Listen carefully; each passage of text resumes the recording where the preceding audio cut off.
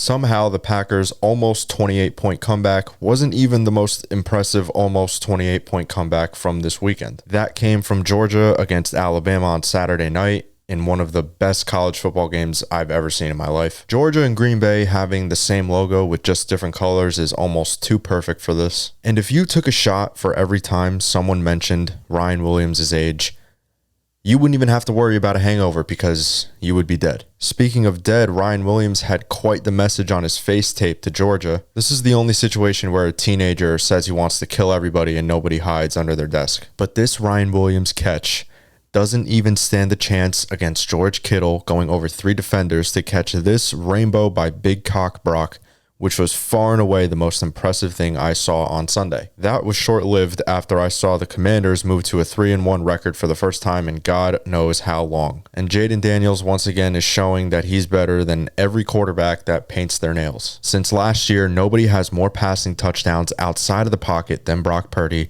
other than Josh Allen. Since 2019, Fred Warner is the only player with 10 interceptions, 10 sacks, and 10 forced fumbles. Warner also recorded his second career pick 6 on Sunday. Brock Purdy has the highest passer rating through a quarterback's first 25 career starts, and Charvarius Ward delivers the most hilariously honest interview answer I've heard in a long time. Like defensively, you had to kind of come out and make a stand given the way the Yeah, because we've been playing like ass these past couple of weeks, like real bad. So it was good to come out and get the dub and force, a couple turnovers and have a good game on defense. Yes, Charvarius, you guys were playing like ass, and quite fitting that your nickname is Mooney. But the only thing that got mooned on Sunday was Jacoby Brissett. The 49ers sacked Brisket 6 times on Sunday, and the Patriots haven't seen this many sacks since the British were coming in their face. And well, the Kansas City Chiefs getting in their own way for once, something going totally wrong for them instead of getting bailed out by the fucking refs every game. Patty Mahomes threw an interception to Chargers corner Christian Fulton and then took out his own teammate's knee while trying to make a tackle. And yet, in spite of all that, they still have the best record in the NFL. But for real, prayers up to Rashee Rice. Looks like to be an ACL tear. I saw that they were doing more tests on it to confirm it, but I'm just going to go ahead and assume that he's out indefinitely, if not for the year. I'm going to keep that IR spot open for you on my fantasy team, and I'm going to stash you right in there so you could be on the team when Project Scan wins a chip. But don't let any of this banter distract you from the fact that at halftime of the Broncos Jets game, Bo Nix had -7 passing yards on 7 completions. And even after that, surprisingly, Brandon Perna is still with us. -7 passing yards on 7 completions is almost as impressive as how dog shit Jalen Hurts has been playing this season in terms of turning the ball over. Since the start of last year, no player has more turnovers than Jalen. My dick hurts. Help. She's biting the tip. Make it stop. It hurts so bad. This isn't even normal for teeth to feel like that. Why are they so sharp? What do you eat? Glass for breakfast or something? I think you should go see a dentist. I mean, come on, man. Are you serious? Week 4, are you serious? You're going to give me this bullshit, a bunch of blowouts? I know it may not look bad at first glance, but the Vikings, Bengals, Colts, Buccaneers all had leads of 17 points or more at one point, with the Vikings being the only team on that list that had more than 17. They had fucking 28 points, a 28-point lead. And that lead was cut down to just 2 by game's end as Jordan Love managed to look like the worst quarterback and the best quarterback of all time in the same game. Jaguars and Texans. Now, the Jags didn't get their ass kicked in this game, but they did lose, and now they're 0-4. And you really can't come back from 0-4. Everybody knows that when you go 0-4, you got to just cut your losses and leave the club. Go home. You're bombed. You're blasted, dude. Go home. You're not making any sense. I was actually impressed with the Jags. Despite losing, they played a pretty good game in all 3 phases, and you can argue once again that the one part of their game that fell short was Trevor Lawrence. He completed 18 of 33 passes for 169 yards. Now, he did throw 2 touchdowns, but Brock Purdy threw 3 touchdowns in one drive, so I'm not impressed by that. Until quarterbacks throw for multiple touchdowns in a single drive, them and their performance, to me, are considered average by the Balls Deep grading system, tier list system. And Brock Purdy is at the very top of that, just to let you know. Houston does look like a complete team. It's going to be hard to beat them down the stretch. Broncos and Jets look like they were competing to see how many people they can get fired after one game. Nothing about the NFL makes sense this year. Absolutely nothing. And this game was no exception. Bo Nix only threw for 60 yards, and at one point, literally had -7 passing yards. At one point, you had more passing yards than Bo Nix. If I was the defense, I would be pissed, and Greg the Leg Zuerlein didn't live up to his nickname as he missed the game-winning 55-yard field goal. I know the conditions were poor, I understand, but Poor conditions never stopped Aaron Rodgers at Lambeau, so why should we give you an excuse, Greg? However, this time MetLife Stadium in the rain in East Rutherford was too much. Maybe MetLife Stadium is so big that it creates its own weather and causes unique wind patterns, which causes quarterbacks to play like shit. And I've been in that stadium, and it just feels like you're walking through New York. Literally, that's what it feels like. That was the goal for that stadium. They wanted to make it feel like you were walking through a concrete jungle. And it just feels like you're walking through a Subway that sells overpriced beer and chicken tenders. Aaron Rodgers, Garrett Wilson, Breece Hall, they all played like just terrible. The offensive line played terrible. It's an odd. Jets are an odd team. Broncos are an odd team. Vikings and Packers, and this isn't normal. I feel like this can't be happening. Something must have happened to cause a wrinkle in reality that turned him into Tom Brady. I've never seen a resurgence like this. This doesn't even compare to Baker Mayfield's resurgence last year, which was really impressive. This game, too, was insane. Tale of two halves, truly.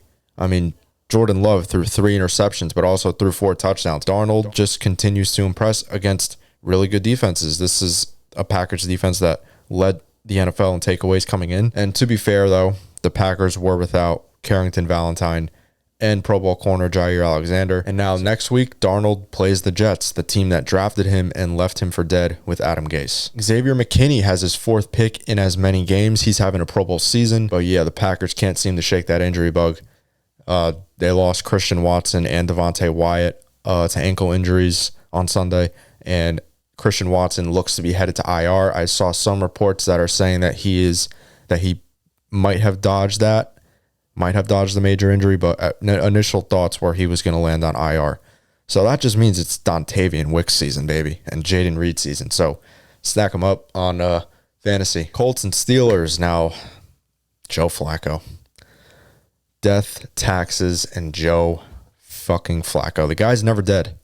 He's never dead. The second you think he's done, he comes back and somehow finds a way in a starting role, whether it be from injury or just circumstance. I really thought Joe Flacco was going to take the Browns to the Super Bowl last year, and then he absolutely shit the bed against Houston. But the Steelers, another team that almost mounted a near comeback, being down 17. I've never seen so many almost comebacks in 1 weekend of football. Justin Fields decided to play like 2022 Jalen Hurts, and then sprinkled a little bit of 2023, 2024 Jalen Hurts in there by fumbling the ball once. It's all good. It happens.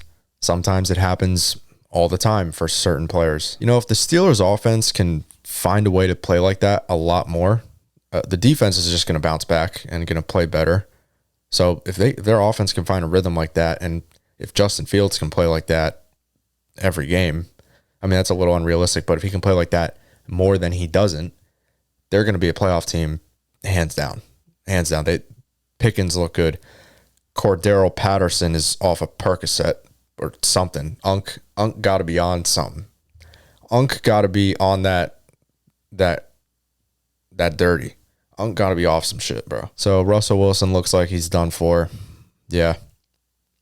He's going to get unlimited snaps on the bench. Rams Bears, Caleb Williams once again took another step forward. He's getting better, one painted nail at a time. And DeAndre Swift must have tuned into my fucking podcast last week because he I don't even know if I would call this a podcast. I don't even know what to call this. I mean, I guess Jim Rome if he was on like Speed or something. But whatever it is, DeAndre Swift probably watched it because he looked like Christian McCaffrey. Swift looked like he was on a perk and maybe a little bit of Molly. And sources tell me that Molly is the girl that cheated on him. He found out before the game. That's why he balled out like that. And the second I told one of my league mates that having DeAndre Swift was bad for his culture, he benched him and went off for 27, however many points he had. I'm convinced I'm a curse, a plague, if you will. Nobody does it like me. My ability to jinx almost everything is almost as good as an announcer's ability to jinx kickers. The Bears defense once again quietly looked like one of the best in football. You know, if Caleb Williams keeps improving like this, the Bears might find themselves with a top 5 draft pick instead of a top 3. So good. In the words of Diamador Lenore, if you see me in the woods fighting a bear, help the bear. And if you see me in the woods fighting a bear, just let me die because I probably did something stupid to put myself in that situation. So I need to learn a lesson. And that lesson would be being dead. Bucs Eagles. It is now week 4. It is now week 4 of Baker Mayfield and Sam Darnold doing the funniest thing ever. Both of these guys were written off, counted out, thrown to the curb. Nick Sirianni is about to be sleeping on the curb if his team keeps playing like this. But it warms my heart to see the Eagles fail miserably. Saquon Barkley is having his dreams crushed. Now, in terms of his stats, he's off to, his best season probably. But it's basically the same asshole fans, just in a different stadium. Yeah, joke's on you, Saquon. Your quads can't escape the grip of the football gods. What goes around comes around, and if you're going to betray the New York Giants like that, well, you're going to get got. Trey Palmer scored a touchdown, and on everything I love, I was looking Sunday morning, hand on a stack of Bibles. I was looking Sunday morning if he woke up pissed off, if he tweeted that he woke up pissed off, because every time that he tweets that he woke up pissed off, he scored a touchdown. It's not a joke. That's a real thing. You can go check it out. It's a real thing. It was reported. A bunch of memes were made, and I didn't see it. He didn't tweet that, but so I was like, I'm not going to put anything down. And the only reason I was looking at that is because I was just thinking of how many unique players I can come up with in a parlay to put for an anytime touchdown. And Trey Palmer was that guy, one of the guys, because I remembered, that going around that every time he woke up pissed off, he scored a touchdown. And you were basically, if you bet on him, if you bet like $100 on him every time he tweeted that, you'd be fucking rich. And no, I did not place any bets because I'm no fun and I'm a pussy. But if the MVP race comes down to Baker Mayfield and Sam Darnold, I'm going to kill myself. Actually, no, I'll kill one of them so they can make room for Brock Purdy. The Buccaneers have their running back one in Bucky Irving. Yeah, the Eagles' injuries are really biting them in the ass. And, they keep shooting themselves in the dick every game. It's just really, really hard to watch. They turn the ball over a lot. Situationally, they're bad. The injuries, pass defense at times is suspect. Once A.J. Brown and Devontae Smith come back, obviously I'm gonna assume that this team is gonna be better. Chiefs Chargers. Now, all Travis Kelce needed was to play the Chargers to have a good game. Also, for his quarterback to commit friendly fire on the guy that was taking all of his targets. Sources tell me, though, that hit from Patrick Mahomes on Rashee Rice was actually a hit ordered by Taylor Swift, which was the only hit that Taylor Swift ever put out. Xavier Worthy scored his third touchdown of the season on this long ball from Patty Mahomes. It traveled 62.2 air yards, which surprisingly enough was the longest of Mahomes' career. And now with Rice down, Xavier Worthy looks like the technical wide receiver one for the Chiefs, but with veterans like Justin Watson and Juju Smith-Schuster there, I'd assume that it would be more of a spread around kind of offense. Now the Chargers in this game jumped to a solid 10-point lead, but like the 49ers, blew it. The Chargers as a team, I think, are built the right way, have the right coach, but they just lack explosiveness and, kind of that wide receiver one, or I should say consistent enough receiver. I think QJ, Josh Palmer, Ladd McConkey are all good. They're all really good. And J.K. Dobbins, the offensive line, Justin Herbert, good players, but they're lacking the kind of consistency and they're not playing in unison to the point where defenses will respect that. Their offense can really take off and their team can really take off.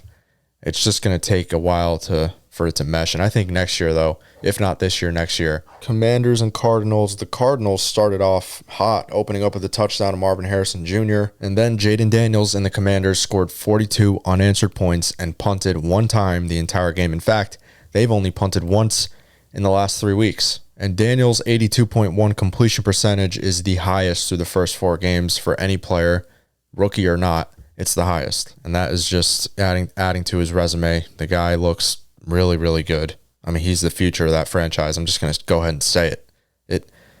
I'm pretty sure I saw a report the Commanders had Jaden Daniels higher than Caleb Williams on their draft board. If it wasn't the Commanders, it was another team. But I did see that a team had him higher than Caleb. So it's pretty interesting. And I like Daniels a lot. I obviously like him a lot more now.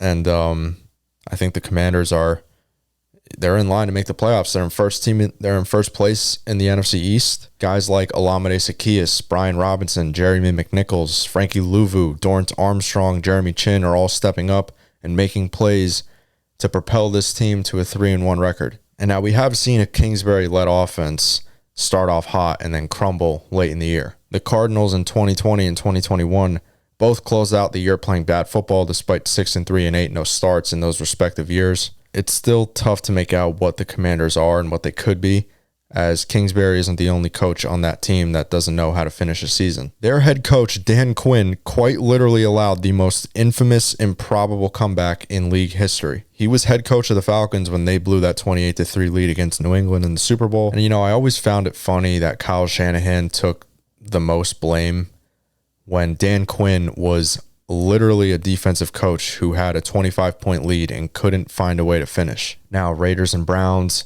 The Browns couldn't even beat a Raiders team that was missing their best player on offense and defense and let the worst rushing offense run for 152 yards and 2 scores. Now, 7 different players ran the ball for the Raiders, and both offenses somehow couldn't even get over 275 total yards. With Max Crosby and Devontae Adams out, the Raiders turned to guys like Trey Tucker, Jacoby Myers, and Charles Snowden, not to be confused with Edward Snowden, who is a former CIA agent who leaked classified documents and now lives incognito in Russia or some shit. Yeah, 2 totally different guys, but they do both have a knack for taking down people who are hiding dark secrets. Patriots and 49ers. Brock Purdy apparently said hi to his mom in this shot, but it was actually cut away before he can finish. Now, I did some extensive research and I found out what he was really saying, and he said, "Hi, my fucking special team sucks so bad, please help me, and we can't score in the red zone. My back hurts from carrying this team. God shit." 49ers caught the dub, even though they continue to leave a lot out on the field. And, the thing that's frustrating is that I know as a fan, these things tend to not change unless you make a change, and that's up to Kyle Shanahan. Bottom line is, we need to find a way to score touchdowns when we're down in the red zone, because one of the things that will keep you from reaching your full potential as a team is being poor in the red zone on both sides of the ball. Kyle did make a good point in his locker room speech after the game, and he basically said when you win, and win convincingly at that, and you can play better, that is a good thing. And right now, this is a 1 game at a time thing. We just got to keep stacking wins 1 game at a time. Now, Fred Warner is not only the best linebacker in the league, not only right now the best defensive player in the league, but he is making a case for the best player in the league overall, period. And it's not crazy to say that. It's not ridiculous to say that. Like I've said before, I've said this time and time again, I don't know where we would be without Fred and Nick. Our defense would just be so much different. It would not be the same. They are responsible for 75% of our defense's success. And I mean that in a way where it's obviously if we didn't have them and we replaced them with someone else, we still wouldn't be horrible, but we would be nowhere near what we are. And they are what we are. Fred and Nick are a huge part of that. By 75%, I mean give or take, you know what I mean? They are just so important to what we do. We base our entire D-line around Nick Bosa. We base our entire front around Fred and our linebacking core and our coverages. We can do so much with him. He's so good everywhere in every facet of the game that he changes how teams play us. Bills and Ravens. What the fuck was that? Man, come on. Are you serious? The second I give props to Buffalo, see, I am a curse. I'm a fucking curse. It's actually insane. It's automatic. Like former NFL kicker Martin Gramatica. More like fucking Gramatic canceled the season for the Bills because they got blown the fuck out on national television. I mean, they went from blowing teams out to getting blown out. Getting blown out. Getting blown is something Josh Allen experiences after a win. And it's safe to say that Haley Steinfeld was not impressed after a performance like that. And it's a shame, as I root for all my dogs to get some ass, but instead the Bills played like ass. And it was evident from the start that it wasn't going to be their night when Derrick Henry took the Ravens' first offensive play from scrimmage 87 yards to the house. That man is going to get tested. Derrick Henry is for sure going to get tested. He is 250 pounds and ran faster than Xavier Worthy did on Sunday. Bills started 3-0, Ravens started 0-2, and now look at them now. Still not making the Super Bowl, but hey, that's what we play the game for, man. I'm shot out. NFL season makes no sense. Yeah, that's all for me. That's all you're going to get from me. I got to go watch some Monday Night Football. Really not much to watch. The Lions are blowing them out. Titans and Dolphins just suck. I'm out of here, man. Gabagool, Baba Booey, Tony Soprano, Taylor Ham and Cheese. I'm from New Jersey. Your mother's ass. Balls Deep. Thanks for watching.